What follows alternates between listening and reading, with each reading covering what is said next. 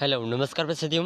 देखिए इस क्लास में हम दिल्ली पुलिस कांस्टेबल एग्ज़ाम के लिए कुछ महत्वपूर्ण प्रश्न कर रहे हैं और ये प्रश्न बहुत ही महत्वपूर्ण हैं और आपको 14 नवंबर को जो दिल्ली पुलिस कांस्टेबल एग्ज़ाम का पेपर है उसमें आपको इन प्रश्नों में से कई सारे प्रश्न देखने को मिल जाएंगे। तो दोस्तों सभी प्रश्न बहुत ही महत्वपूर्ण हैं, तो एक भी प्रश्न मिस मत करिएगा। और अगर आप चैनल पर नए हैं तो चैनल को सब्सक्राइब ज़रूर कर लीजिएगा, ठीक है। और दोस्तों अब तक जितने भी एग्ज़ाम हुए हैं दिल्ली पुलिस कांस्टेबल एग्ज़ाम के, उसमें इन प्रश्नों में से कई सारे प्रश्न देखने को मिले हैं और आगे भी आपको इनमें से अधिकांश प्रश्न देखने को मिल जाएंगे, ठीक है। तो दोस्तों इन प्रश्नों की श्रृंखला में हम कुछ महत्वपूर्ण प्रश्न पूर्व की क्लास में कर चुके हैं और इस क्लास में हम क्वेश्चन नंबर 71 से शुरू कर रहे हैं, ठीक है। तो सभी प्रश्न बहुत ही महत्वपूर्ण हैं और अगर आपको इन प्रश्नों का आंसर पहले से आता है तो साथ ही साथ कमेंट ज़रूर करते रहिएगा, ठीक है। तो दोस्तों इस प्रश्नों की श्रृंखला में क्वेश्चन नंबर 71 है, निम्न में से किस अनुच्छेद में पाकिस्तान से भारत आए लोगों के लिए नागरिकता के अधिकार का उल्लेख है। तो दोस्तों भारत का ऐसा कौन सा अनुच्छेद है जिसमें पाकिस्तान आए भारत के लोगों के लिए नागरिकता के अधिकार का उल्लेख है। तो दोस्तों भारत में ऐसा कौन सा अनुच्छेद है, तो यहाँ पर अनुच्छेद के नाम हैं ऑप्शन 1 अनुच्छेद 4, ऑप्शन 2 अनुच्छेद 8, ऑप्शन 3 अनुच्छेद 6, ऑप्शन 4 अनुच्छेद 10। तो इन चारों ऑप्शन में से वह अनुच्छेद जिसमें पाकिस्तान से भारत आए लोगों के लिए नागरिकता के अधिकार हैं, यह अनुच्छेद है ऑप्शन 3, ठीक है, अनुच्छेद 6। तो इस प्रश्न के ऑप्शन 3 बिल्कुल करेक्ट आंसर हो जाएगा, ठीक है। अगर आपको इन प्रश्नों का आंसर पहले से आता है तो साथ ही साथ कमेंट ज़रूर करते रहिएगा, ठीक है। तो दोस्तों नेक्स्ट क्वेश्चन है क्वेश्चन नंबर 72, शाह सुजा मुराद बख्श के बड़े भाई कौन थे। तो दोस्तों शाह सुजा मुराद बख्श के बड़े भाई कौन थे, तो यहाँ पर उनके बड़े भाई का नाम पूछा गया है। दिल्ली पुलिस कांस्टेबल एग्जाम में अधिकतर ऐसे प्रश्न पूछे जाते हैं और इनमें से हूबहू ऐसे प्रश्न आपको देखने को मिल जाएंगे, ठीक है। तो दोस्तों बहुत ही महत्वपूर्ण प्रश्न है, शाह सुजा मुराद बख्श के बड़े भाई कौन थे। तो इसके ऑप्शन है ऑप्शन 1 औरंगज़ेब, ऑप्शन 2 आज़म शाह, ऑप्शन 3 मोहम्मद कामबख्श, ऑप्शन 4 है दारा शिकोह। तो दोस्तों इन चारों ऑप्शन में से शाह सुजा मुराद बख्श के बड़े भाई कौन थे, तो इसका सही आंसर हो जाएगा दारा शिकोह, ठीक है। ऑप्शन 4 बिल्कुल करेक्ट आंसर हो जाएगा। तो नेक्स्ट क्वेश्चन क्वेश्चन नंबर 73। तो देखिए क्वेश्चन नंबर 73 आपके सामने है, गुल मोहम्मद अब्दुल हफीज़ कारदार और आमिर इलाही क्रिकेटरों के बीच में क्या आम है। तो दोस्तों गुल मोहम्मद और अब्दुल हफीज़ कारदार और आमिर इलाही की क्रिकेटरों के बीच में क्या आम है, यानी कि जो सामान्य बात है ये कौन सी है, ठीक है।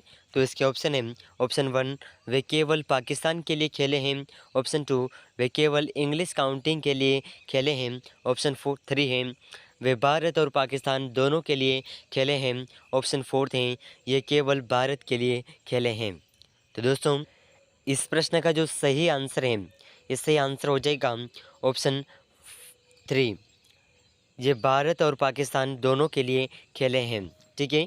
प्रश्न पूछा गया है गुल मोहम्मद अब्दुल हफीज़ कारदार और आमिर इलाही क्रिकेटरों के बीच में क्या आम है, तो इनके लिए ये भारत और पाकिस्तान दोनों के लिए खेले हैं, ठीक है। तो ऑप्शन 3 इस प्रश्न का बिल्कुल करेक्ट आंसर हो जाएगा। तो दोस्तों नेक्स्ट क्वेश्चन है क्वेश्चन नंबर 74। तो देखिए बहुत ही शानदार प्रश्न है क्वेश्चन नंबर 74, निम्न में से कौन सी प्रक्रिया स्पाइनल स्टेनोसिस स्ट्रक्चर का उपचार करती है। तो दोस्तों इनमें से कौन सी ऐसी प्रक्रिया है जो स्पाइनल स्टेनोसिस का उपचार करती है, ठीक है। तो इसके ऑप्शन है ऑप्शन 1 लामिनोप्लास्टी, ऑप्शन 2 कॉर्पे कॉर्पेक्टोमी, ऑप्शन 3 है फोरामिनोटोमो, ऑप्शन 4 है उपयुक्त सभी। तो दोस्तों इन चारों ऑप्शन में से वह प्रक्रिया जो स्पाइनल स्टेनोसिस का उपचार करती है, यह प्रक्रिया चारों हैं, ठीक है। तो ये चारों का सही आंसर हो जाएगा अपना, ठीक है। तो ऑप्शन 4 बिल्कुल करेक्ट आंसर है, ऑल ऑफ द अबेव, यानी कि उपयुक्त सभी, ठीक है। तो बहुत ही महत्वपूर्ण प्रश्न है, इसे आप ज़रूर याद रखिएगा। तो नेक्स्ट क्वेश्चन है क्वेश्चन नंबर 75। तो देखिए बहुत ही शानदार प्रश्न पूछा गया है क्वेश्चन नंबर 75। ठीक है, तो इसका आंसर आप हमें पहले से आता है, अगर आपको इसका आंसर तो कमेंट ज़रूर करिएगा। ठीक है, तो बहुत ही महत्वपूर्ण प्रश्न है, निम्न में से कौन सा राजनेता पहले राज्य का मुख्यमंत्री और फिर भारत का प्रधानमंत्री बना। तो दोस्तों ऐसा कौन सा राजनेता है जो पहले राज्य का मुख्यमंत्री और बाद में भारत का यानी कि अपने देश का प्रधानमंत्री बना था। तो नेताओं के नाम हैं option 1 mister Morarji Desai, option 2 mister Narendra Modi, option 3 mister HD Devegowda, option 4 है मिस्टर चरण सिंह। तो दोस्तों इन चारों ऑप्शन में से वैसे तो प्रधानमंत्री श्री नरेंद्र मोदी ये भी राज्य के मुख्यमंत्री थे और वर्तमान में अपने देश के प्रधानमंत्री हैं। ठीक है, और इस प्रश्न का जो सही आंसर है, ये सही आंसर हो जाएगा ऑप्शन 4 मिस्टर चरण सिंह। ठीक है, तो इसे आप ज़रूर याद रखिएगा। तो नेक्स्ट क्वेश्चन है क्वेश्चन नंबर 76। तो देखिए बहुत ही शानदार प्रश्न है क्वेश्चन नंबर 76। मानव शरीर में कौन सी सबसे लंबी नस कौन सी है। तो दोस्तों मानव शरीर में सबसे लंबी नस कौन सी है। ठीक है, तो बहुत ही महत्वपूर्ण प्रश्न है। तो यहाँ पर नसों के नाम हैं option 1 trochlear, option 2 inferior vena cava, option 3 स्पेनोस नस, ऑप्शन 4 है ट्राजेमिनल। तो दोस्तों इन चारों ऑप्शन में से जो इस प्रश्न का सही आंसर है, मानव शरीर की सबसे लंबी नस, यह है ऑप्शन 3 इस प्रश्न का बिल्कुल करेक्ट आंसर हो जाएगा। ठीक है, स्पेनोस नस जो है यह मानव शरीर की सबसे लंबी नस है। ठीक है, तो इसे आप ज़रूर याद रखिएगा। तो नेक्स्ट क्वेश्चन नंबर 77। तो देखिए ये प्रश्न पूर्व में भी हमने पढ़ा है और यहाँ पर भी देखने को मिला है। ठीक है, और महत्वपूर्ण प्रश्न भी है। ठीक है, तो निम्न में से कौन से राज्य आपस में मिलकर 7 बहनों या 7 स्टेट के नाम से जाने जाते हैं। तो दोस्तों ऐसे 7 राज्य कौन से हैं जो 7 बहनों यानी कि 7 स्टेट के नाम से जाने जाते हैं। ठीक है, तो इसके ऑप्शन है ऑप्शन 1 त्रिपुरा, मेघालय, असम, अरुणाचल प्रदेश, नागालैंड, मणिपुर और मिज़ोरम।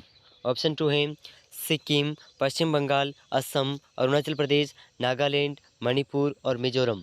ऑप्शन 3 है सिक्किम, पश्चिम बंगाल, मेघालय, असम, अरुणाचल प्रदेश, नागालैंड, त्रिपुरा। तो दोस्तों यहाँ पर नाम सेम है लेकिन जो क्रम है इनका क्रम जो है यह सही नहीं दे रखा है। तो इन चारों ऑप्शन में से कौन सा ऐसा ऑप्शन है जिसमें क्रम सही है। तो इसका जो अपना सही आंसर हो जाएगा, यह सही आंसर हो जाएगा ऑप्शन 1।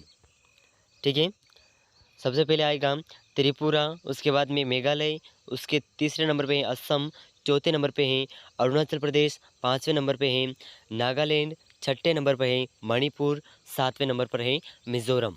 ठीक है, तो इसका ऑप्शन 1 बिल्कुल करेक्ट आंसर हो जाएगा। ठीक है, तो बहुत ही महत्वपूर्ण प्रश्न है, इसे आप ज़रूर याद रखिएगा। तो दोस्तों नेक्स्ट क्वेश्चन है अपना क्वेश्चन नंबर 78। तो देखिए बहुत ही शानदार प्रश्न पूछा गया है क्वेश्चन नंबर 78। ठीक है, और अगली क्लास में हम ऐसे ही जो नेक्स्ट क्वेश्चन है, एक पेपर और है उसके हम क्वेश्चन करेंगे और इन प्रश्नों में से आपको कई सारे प्रश्न देखने को मिल जाएंगे और मैं तो कहता हूं कि हूबहू ऐसे ही क्वेश्चन देखने को मिलेंगे अगर आप इसे पूरा ध्यान से देखते हैं और इन प्रश्नों को अच्छे से याद करते हैं तो। ठीक है, तो दोस्तों क्वेश्चन नंबर 78 आपके सामने है। एस्पुमा शब्द से आप क्या समझते हैं।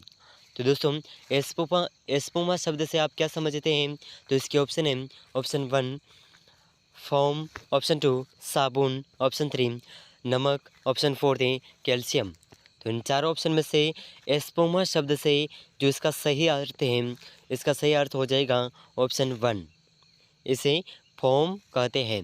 ठीक है, तो बहुत ही महत्वपूर्ण है, इसे आप ज़रूर याद रखिएगा। तो नेक्स्ट क्वेश्चन नंबर 79। तो देखिए बहुत ही शानदार प्रश्न है क्वेश्चन नंबर 79।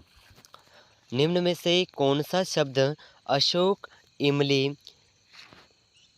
इमली या कोरल के जैसे पेड़ों के वनस्पति नाम के समान है। तो दोस्तों ऐसा कौन सा शब्द है जो अशोक, इमली और कोरल के जो पेड़ होते हैं उन पेड़ों के जैसे वनस्पति का सामान है। ठीक है, तो इसके ऑप्शन है option 1 terminalia, option 2 salix, option 3 indica, option 4 acacia. तो इन चारों ऑप्शन में से इस प्रश्न का जो सही आंसर है वह शब्द जो अशोक, इमली, कोरल के जैसे पेड़ों के वनस्पति नाम के समान है, यह है ऑप्शन 3 इसका बिल्कुल करेक्ट आंसर हो जाएगा, इंडिका। ठीक है, तो देखिए इस प्रश्न का ऑप्शन 3 बिल्कुल करेक्ट आंसर हो जाएगा। ठीक है, इसे आप ज़रूर याद रखिएगा। तो नेक्स्ट क्वेश्चन नंबर 18। तो देखिए बहुत ही शानदार प्रश्न पूछा गया है। क्वेश्चन नंबर 18, भारत में सबसे बड़ा वन्य जीव अभयारण्य निम्न में से किस जानवर के लिए प्रसिद्ध है? तो दोस्तों भारत में सबसे बड़ा वन्य जीव अभयारण्य कौन से जानवर के लिए प्रसिद्ध है? ठीक है, तो इसके ऑप्शन है ऑप्शन 1 भारतीय जंगली गधा, ऑप्शन 2 गेंडा, ऑप्शन 3 कपी यानी कि वानर, ऑप्शन 4 है बाघ। तो इन चार ऑप्शन में से भारत में सबसे बड़ा वन्य जीव अभयारण्य कौन से जानवर के लिए प्रसिद्ध है? इसका आंसर आप हमें कमेंट ज़रूर करिएगा। ठीक है, इसका आंसर आपको कमेंट करना है। और दोस्तों अगर आप इन प्रश्नों की पीडीएफ प्राप्त करना चाहते हैं, इन प्रश्नों को अच्छे से याद करना चाहते हैं और इन प्रश्नों को आप बार बार रिपीट करिएगा, इनमें से अधिकांश प्रश्न आपको देखने को मिल जाएंगे। तो दोस्तों पीडीएफ के लिए आप हमें इस नंबर पर व्हाट्सएप पर एसएमएस करिएगा, हम आपको पीडीएफ उपलब्ध करवा देंगे। ठीक है, तो ये नंबर इस प्रकार है,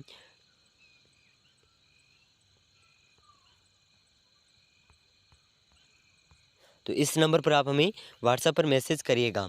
ठीक है, तो दोस्तों बहुत ही महत्वपूर्ण प्रश्न हैं और इन सभी प्रश्नों में से आपके कितने प्रश्न सही हुए हैं हमें कमेंट में ज़रूर बताइएगा। ठीक है, और दोस्तों ये सभी बहुत ही महत्वपूर्ण प्रश्न हैं और अगर आप चैनल पर नए हैं तो चैनल को सब्सक्राइब ज़रूर कर लीजिएगा और इस क्लास को अपने दोस्तों के साथ शेयर ज़रूर करिएगा। तो मिलते हैं नेक्स्ट महत्वपूर्ण प्रश्नों के साथ में, तब तक के लिए जय हिंद, जय भारत।